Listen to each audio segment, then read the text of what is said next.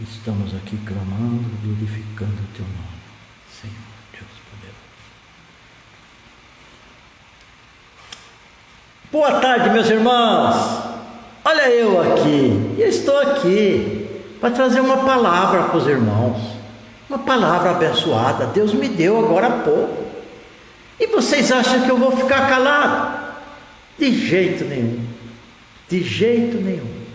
Ah, mas o pastor Mário está com tanto problema, está com a esposa internada no Centro Médico de Campinas, ele não pode ajudar em nada lá, terceira idade, pandemia, idade de risco. Mas não, meus amigos, meus irmãos queridos, o nosso Deus dá oportunidade, o Espírito Santo nos cobra, Ele dá a mensagem e há necessidade de divulgar. Meus queridos irmãos, 17 horas e 52 minutos, hoje nós vamos falar algo sobre buscando as ovelhas perdidas. Vocês sabem por quê? Porque todo o último domingo do mês, a nossa Missão Ebenezer de Guarulhos, Missão Ebenezer, Igreja Evangélica Missão Ebenezer Guarulhos, filial de Borda da Mata, tem por calendário todo o último domingo do mês fazer o culto de louvor, buscando as ovelhas perdidas. Será que tem mais ou menos ovelha perdida depois da pandemia, hein? Eu só sei dizer para os irmãos que tem muitas e muitas, milhares e milhares de ovelhas perdidas. Bom, irmãos, então, como eu já disse que são 17 horas e 53 minutos, às 19h30 hoje, no horário já tradicional nosso, das 19h30 às 21 horas, será realizado lá na Borda da Mata, na nossa igreja, na Vila Popular, o culto em busca de ovelhas perdidas. A palavra, a abertura e a palavra estará em cargo do nosso missionário Luiz Dias, e o louvor estará sob a responsabilidade de sua filha, a serva de Deus, Tuane Dias. Eu peço que os irmãos prestigiem, porque será um culto maravilhoso. Mas sem perda de tempo, irmãos, primeiramente vamos orar, vamos falar com o Pai, vamos aproveitar a liberdade que nos é dada, não vamos abrir mão disso. Pai querido, meu Deus amado, estamos fazendo nesse momento, através da Tua Santa Palavra, algo que antecede o culto nosso lá de Borda da Mata. Oh Deus, o Senhor me dê sabedoria para os ouvintes, que eu tenho certeza que estão contactados na nossa missão. Dê sabedoria e entendimento para que eles entendam a palavra de Deus, para que eles pratiquem, para que eles divulguem. Oh Deus de poder, eu não vou poder estar lá, mas tem pessoas já certas que o Senhor já enviou. Por isso, meu Deus, vai nos abençoando, que esta palavra de hoje sirva para alguma coisa, que esta palavra de agora, ela seja um alimento, que muitas vezes aquele que está pregando e aquele que começa a ouvir, não faz ideia do que ela pode fazer. Ela é revolucionária, ela transforma, ela modifica, ela é uma faca de dois gumes, ela desce cortando, ela não perde tempo. Ela é viva, ela dá vida, ela é eficaz, ela divide alma e espírito, ela divide junta e medulas. Aleluia! Glória a Deus. Pai, muito obrigado, Senhor, muito obrigado, Espírito Santo de Deus. Sem perda nenhuma de tempo, meus irmãos, agora vamos para a palavra de Deus, e eu tenho certeza que será em nome do Senhor Jesus Cristo. Irmãos, hoje eu vou pegar o livro de Jonas. O livro de Jonas tem 4 capítulos. Vocês sabiam que o livro de Jonas E o livro do baixinho, o baixinho Zaqueu, as crianças adoram, mas hoje não vai ser nesse sentido. Eles gostam que a gente fale de Jonas para eles, os olhinhos deles brilham, principalmente quando vem o peixe e ele engole Jonas. E o baixinho Zaqueu é quando ele precisa subir na árvore porque ele é tão pequeno. Eles gostam, eles se dão bem com isso, eles sorriam.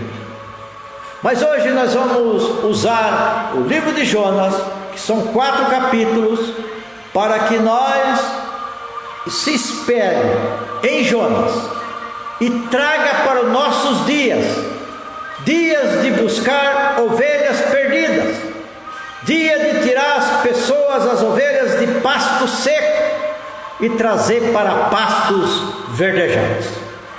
O livro de Jonas, como eu já lhe disse, tem 4 capítulos, e ele é dividido. O capítulo 1,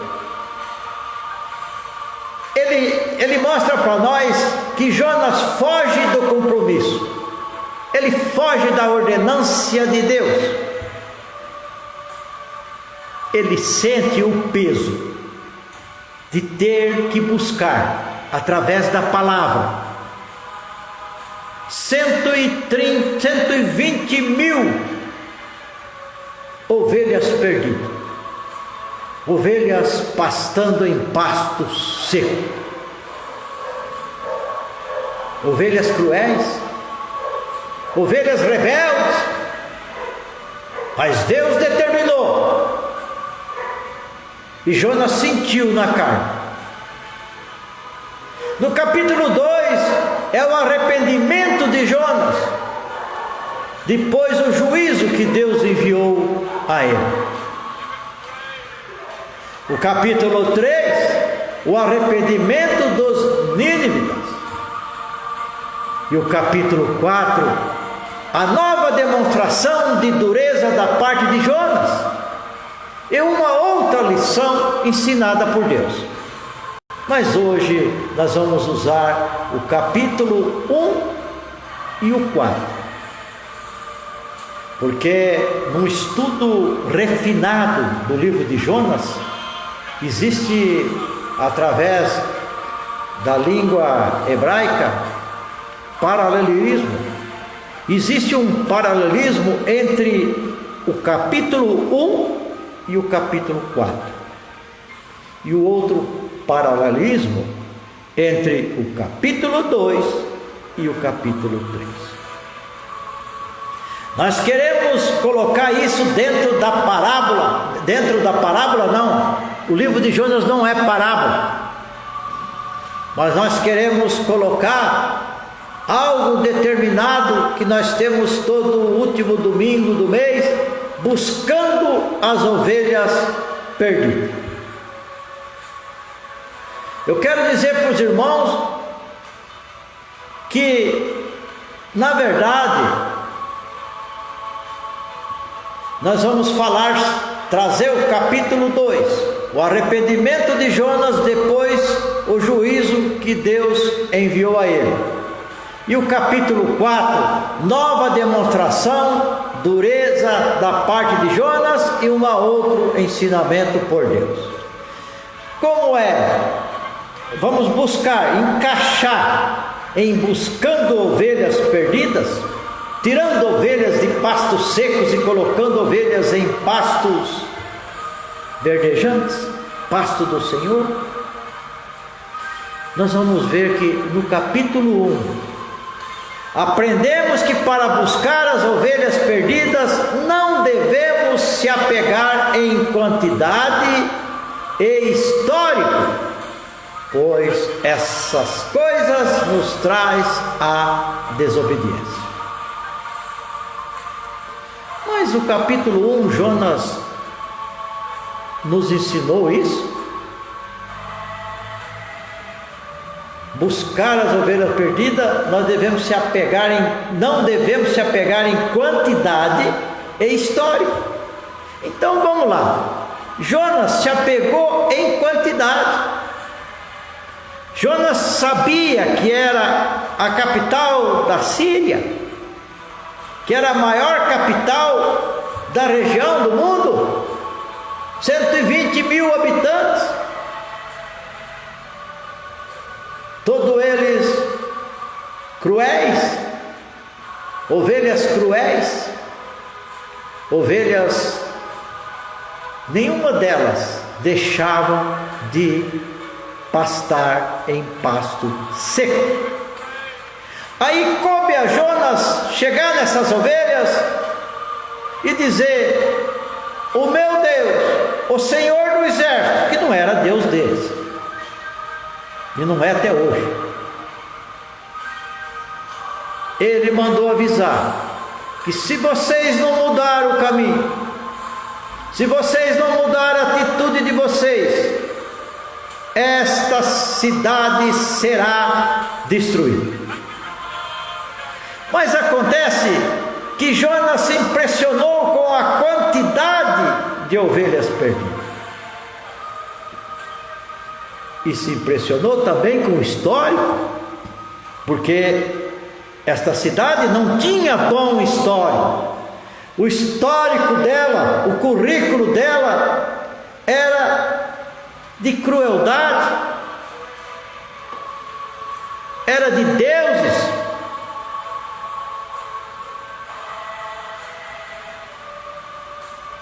E isso nos ensina, irmãos, sabe o que isso nos ensina? Que nós não devemos, quando alguém mandar, e Deus está sempre mandando, hein, irmão? Deus está sempre mandando, assim como Ele mandou Jonas, Ele está mandando eu e você. Nós não podemos olhar para a quantidade. Uns olham, mas tem muita pouca ovelha, naquele pasto seco ali eu estou vendo uma ou duas ovelhas. Não, Jesus nos dá o exemplo. O bom pastor deixou 99 segura em pastos verdejantes, no aprisco de Deus, e foi buscar uma que se perdeu. Então nós não podemos usar as atitudes, olhar com os olhos de Jonas, ou tem muito ou tem pouco. Nós não podemos olhar, temos que olhar para Jesus, quando Jesus narrou aquela parábola, que o bom pastor deixou 99 e foi buscar uma. E nós aprendemos também, agora já pulando para o versículo 4, nós aprendemos que o é a quantidade e a qualidade. O 4 aprendemos que não devemos discordar com a justiça de Deus. Jonas não queria, ele sentia dentro dele que aquele povo era tão mau, e que se ele fosse, Deus, aquele povo se arrependesse, Deus iria perdoá-los, eles iam crescer uma nação grande de novo, ia se vingar. Mas Jonas estava contestando uma ordenância, um juízo do Pai, um juízo de Deus. Ele não era um profeta ruim, a história dele é bonita, ele foi um grande profeta de Israel. Então nós aprendemos que não devemos discordar com a justiça de Deus. Jonas achava que para aquele povo somente a destruição, não tinha jeito. Sendo que nós aprendemos, né, irmão, através do Evangelho, nunca dizer para um filho: você não tem jeito, você não. Nós podemos dizer sim: olha, O homem para te dar jeito está difícil, está muito difícil, meu filho. Mas como você foi entregue os teus caminhos ao Senhor, Ele pode te dar jeito. Ele pode te corrigir, Ele pode te alisar, Ele pode te endireitar, Ele pode te quebrantar o teu coração. Mas Jonas não pensou assim. E como Jonas não pensou assim, eu meditando nesta palavra, nisso que eu estou falando para vocês rapidamente, eu me lembrei do nosso Jeremias, lá no capítulo 12, versículo 1 e até o 6. Jeremias quis contestar a Deus, Jeremias quis se valorizar perante a Deus, e Deus deu uma resposta para ele, firme, uma resposta doída, e nós vamos ler. Deus ensinou Jonas, admoestou ele de uma maneira, e aqui ele está admoestando Jeremias de outra maneira. O livro de Jeremias, capítulo 12, versículo 1 ao 6, diz assim: justo seria, ó Senhor, é Jeremias que está falando com Deus, ainda que eu entrasse contigo num pleito, contudo falarei contigo dos teus juízos, porque prospera o caminho dos ímpios, e vivem em paz todos os que procedem eleivosamente. Plantaste-os, e eles se arraigaram. Plantaste-os, e eles se arraigaram, criaram raízes, cresceram, deram também fruto. Chegado está a sua boca, porém longe dos seus rins. Jeremias estava dizendo: Senhor, não dá bola para essa gente, não. Esse povo na tua frente diz maravilha, nas costas só criticam. Aí ele continua: mas tu, ó Senhor, me conheces. Ele começou a dizer dele agora: tu me vês e provas o meu coração para contigo. Arranca-os como as ovelhas para o matadouro. Cadê o perdão? E dedica-os para o dia da matança. Misericórdia, né, irmãos? E continua: até quando lamentará a terra, e se secará a erva de todo o campo? Pela maldade dos que habitam nela, perecem os animais e as aves, porquanto dizem: ele não verá o nosso fim. Senhor, o Deus, não dá bola para essa gente, não. O Senhor já está entrando aí com algo para mim fazer, mas que eu sei que já vai envolver perdão se eles se arrependerem. Não entra nessa, não, Senhor. Eles dizem que nem nada o Senhor vai fazer contra eles. E aí veio a resposta de Deus, forte como sempre. Deus disse assim: se te fadigas correndo com homens que vão a pé, como poderás competir com os cavalos? Jeremias, você está falando muito, Jeremias, age mais. Você não viu nada ainda, Jeremias. Por enquanto você está correndo de a pé com homens de a pé, mas vai chegar momento que você vai correr de a pé com homens a cavalo. E aí? Agora você já está reclamando, e a hora que chegar esse momento?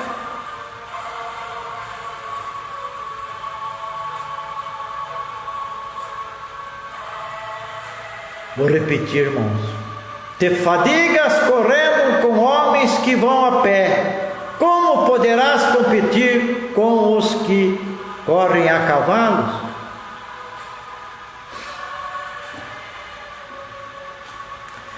Se tão somente numa terra de paz estás confiado, como farás na enchente do Jordão?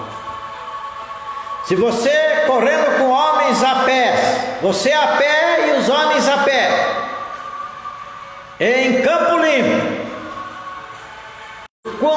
com amor, obediência e fé, que tais ovelhas breve estarão se transferindo de pasto seco para pasto verdejante. Vamos ser grandes buscadores de ovelhas perdidas. Vamos ter isso dentro de nós. Jonas ficou enfadado quando ele viu que a pregação dele deu resultado. Por quê? Porque ele não queria ver aquele povo liberto. Nós, quando vamos buscar as ovelhas perdidas, nós precisamos ir com o coração aberto, com amor, com obediência, com fé e com alegria. E aí nós vemos aquela ovelhinha. A transmissão, alguém está tentando falar comigo, é lá do hospital, mas vamos ficar com essa palavra, irmãos, vamos orar, vamos agradecer o Pai, e daqui a pouco prestigie pelo Facebook a pregação. Agradeço por tudo. Abençoe aqueles que nos prestigiaram, abençoe aqueles que ainda vão nos prestigiar esta noite, e que tenhamos um final de domingo, um final de tarde e noite abençoado e coberto pelo manto do Senhor Jesus Cristo. Muito obrigado, meu Deus. Amém.